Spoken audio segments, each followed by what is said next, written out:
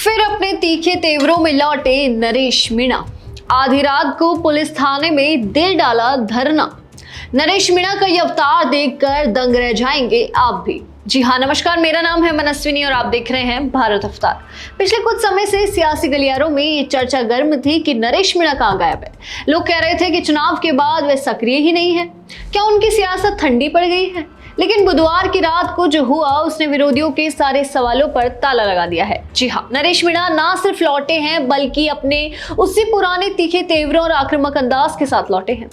जनता की सेवा और खाकी का फर्ज, ये दो शब्द कागजों पर जितने अच्छे लगते हैं, हकीकत में कई बार उतनी ही खोखले नजर आते हैं। मामला टोंक जिले के खाड़ थाने का है, जहां एक तरफ एक युवक लहूलुहान सड़क पर पड़ा था, वहीं दूसरी तरफ आरोप है कि पुलिस ये कहकर पल्ला झाड़ रही थी कि मरने दो, हमारे पास जीप ही नहीं है।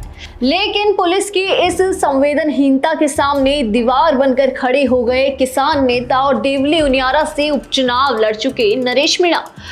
ये तस्वीरें देखिए, ये रात के करीब 9 बजे का मंजर है।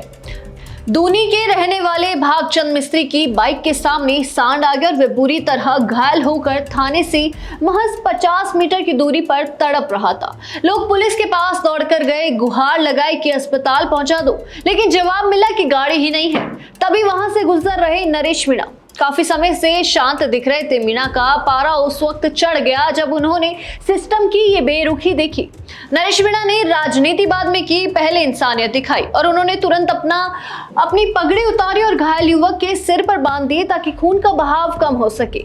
लेकिन जब पुलिस टस से मस नहीं हुई तो शुरू हुआ असली हाई वोल्टेज ड्रामा। जो लोग कह रहे थे कि नरेश मीणा अब सक्रिय नहीं है, उन्हें कल रात का ये नजारा जरूर देखना चाहिए था।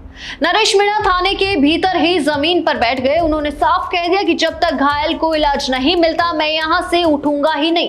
लेकिन हैरानी की बात देखिए, जिस पुलिस के पास गाड़ी नहीं थी, नरेश मीणा के सीधे एसपी को फोन मिलाते ही महज 10 मिनट के भीतर कार की व्यवस्था हो गई। सवाल यह है कि क्या आम आदमी की जान की कीमत इतनी कम है कि उसे बचाने के लिए किसी नेता या किसी बड़े अधिकारी की इंतजार करना पड़ेगा कि वो आएगा तब हम करेंगे। घायल भागचंद को दूनी अस्पताल भिजवाने के बाद ही नरेश मीणा धरने से उठे और जाते जाते उन्होंने ये भी चेतावनी दी कि जनता की सुरक्षा के नाम पर तैनात पुलिस का ये रवैया बर्दाश्त नहीं किया जाएगा। कल की इस घटना ने 2 बातें साफ कर दी है। पहली ये कि खाकी को अपनी संवेदनशीलता पर काम करने की बहुत जरूरत है और दूसरी ये कि राजस्थान की सियासत में नरेश मीणा के तेवर अभी भी उतने ही तीखे हैं जितने पहले थे। वे सक्रिय भी हैं और आक्रामक भी। आपकी इस पूरी घटना पर क्या राय है? क्या पुलिस का जीप नहीं कहना ये रवैया सही था? हमें कमेंट बॉक्स में जरूर बताएं और ऐसी तमाम खबरें और अपडेट्स के लिए देखते रहिए भारत अवतार। धन्यवाद।